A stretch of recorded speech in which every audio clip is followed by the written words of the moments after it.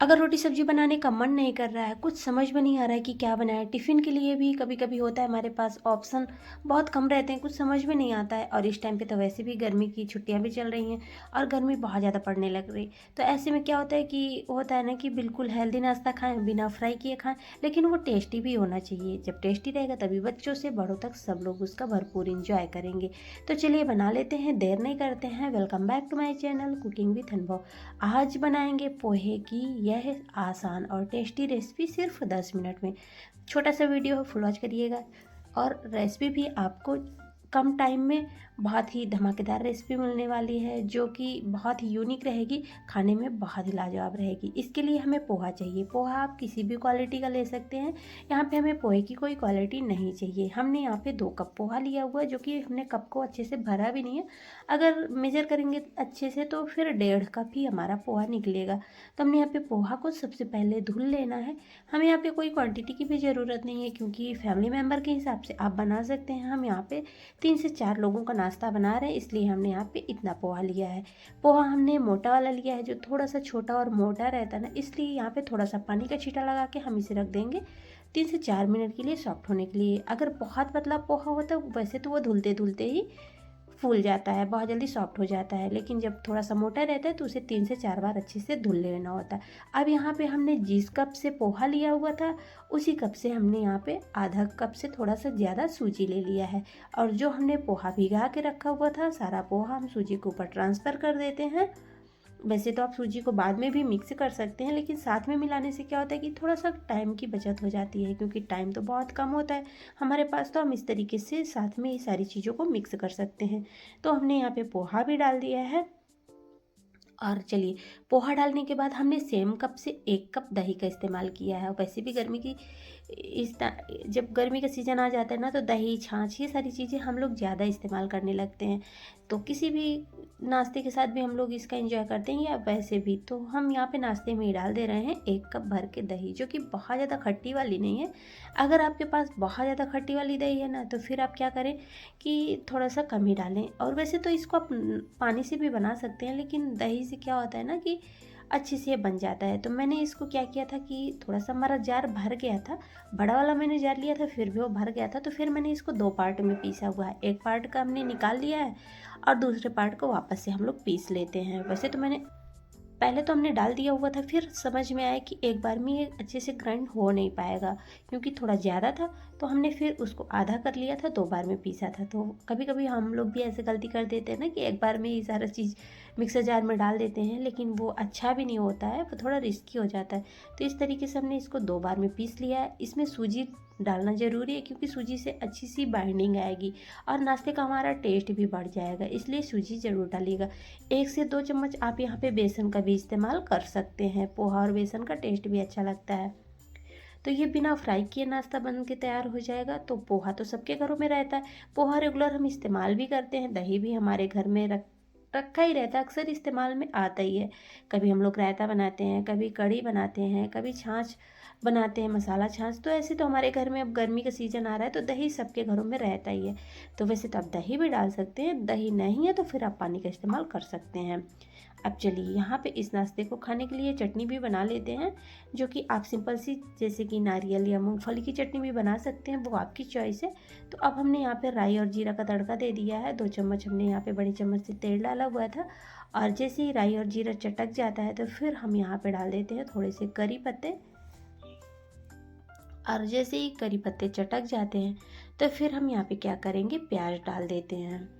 तो ये चटनी हेल्दी के साथ साथ टेस्टी भी होती है। हेल्दी क्योंकि प्याज वगैरह तो वैसे भी गर्मियों में हम लोग ज़्यादा इस्तेमाल करते ही हैं। तो इसका आप भरपूर इंजॉय कर सकते हैं। चटनी का पूरी, पराठे, दाल चावल के साथ भी खा सकते हैं, बहुत ही टेस्टी लगती है। प्याज को हम लोग थोड़ा सा अच्छे से पका लेंगे, पूरी तरीके से इसका हमें कच्चापन दूर करना है।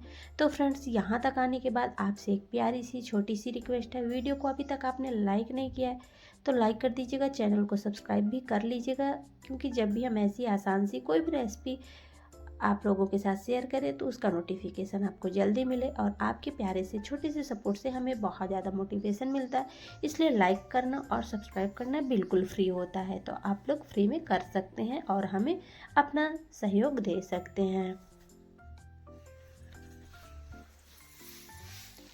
अगर रोज़ रोज़ वही पोहा का नाश्ता खाकर बोर हो जाते हैं तो एक बार मेरे कहने से ये पोहा का नाश्ता ट्राई करिएगा। आपको यह नाश्ता बहुत पसंद आएगा।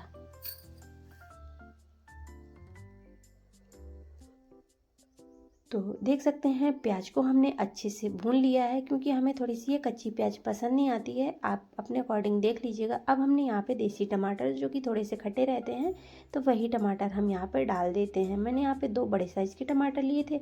आप क्वांटिटी को कम ज़्यादा भी रख सकते हैं। तो ये प्याज टमाटर की चटनी बहुत अच्छी लगती है। एक बार मेरे कहने से ज़रूर ट्राई करिएगा।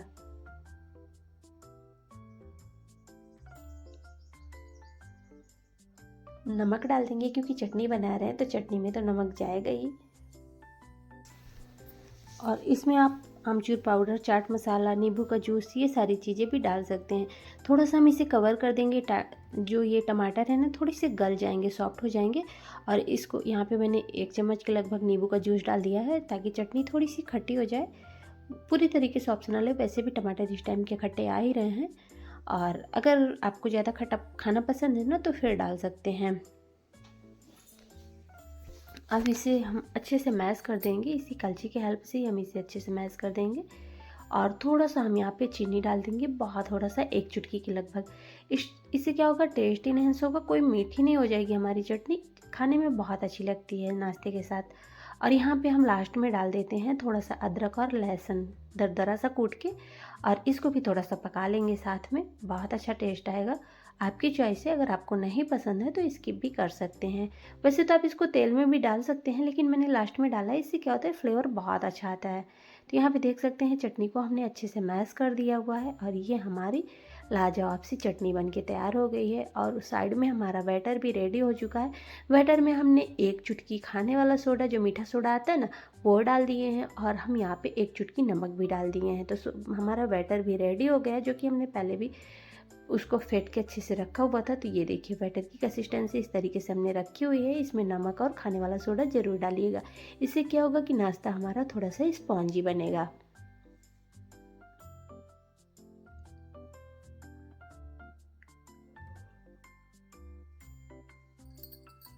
तो आज से पहले आपने पोहे की यह रेसिपी बना के कभी ट्राई की है या नहीं, ज़रूर बताइएगा। पोहा थोड़ा स्टिकी होता है, इसलिए इसमें थोड़ा सा खाने वाला सोडा भी ज़रूर डालिएगा, और सूजी भी ज़रूर डालिएगा। सूजी डालने से क्या होगा कि बहुत अच्छे से इसमें जालियाँ भी आ जाएंगी, और बाइंडिंग भी बहुत अच्छी आती है। और ये देखिए, सिर्फ 5 मिनट हाई फ्लेम में हम इसे स्टीम करेंगे। और ये हमारा स्टीमर में ये भी रेडी हो गया है। पहले से हमने स्टीमर को रख दिया था पानी गर्म करने के लिए, ताकि ये जल्दी से रखते जाएंगे। और एक ही बार में हमने दोनों प्लेटें रख दी थी। और ये हमारे सिर्फ 2 कप पोहे से इतना ढेर सारा नाश्ता बन के तैयार हो जाता है। अगर आप कम लोगों के बना रहे हैं तो सिर्फ 1 कप पोहा ही ले सकते हैं। अगर आप 2 कप पोहा ले रहे हैं तो फिर उसमें 1 कप से थोड़ा सा कम ज़्यादा हो सकता है सूजी डालिएगा। तो मैंने आधा कप से थोड़ा सा ज़्यादा सूजी ही डाला हुआ था। और अगर आप 1 कप पोहा ले रहे हैं तो फिर उसमें आधा कप सूजी ज़रूर डालिएगा। तो ये देखिए हमारी सुपर टेस्टी रेसिपी बन के तैयार हो गई है। तो हमने चटनी भी बनाया हुआ था, और हमारे पास पहले से सांभर बना हुआ रखा हुआ था। तो हमने इसको सांभर के साथ भी सर्व किया है, और चटनी के साथ ये बहुत ही लाजवाब लगती है। देखिए कितना जालियाँ इसमें पड़ी हुई हैं, बहुत ही सॉफ्ट बनी हुई थी। तो ये हमारी, अगर देखिए, साउथ इंडियन थाली रेडी हो गई है, जो कि इडली और सांभर चटनी के साथ हमने इसको रेडी किया हुआ है। तो आज की रेसिपी आपको कैसी लगी कमेंट में ज़रूर बताइएगा। थोड़ी सी भी अच्छी लगी हो तो वीडियो को शेयर भी कर दीजिएगा। आपने अपना बेहद कीमती टाइम दिया, इसके लिए आप सबका तहे दिल से धन्यवाद। बनाइए, खाइए, एंजॉय करिए, अपनी सेहत का ध्यान दीजिए, और ऐसे ही हमारे साथ बने रहिए। इसके लिए आपको हमारे चैनल को सब्सक्राइब करना होगा, तभी आप हमसे हमेशा जुड़े रहेंगे। Thanks for watching.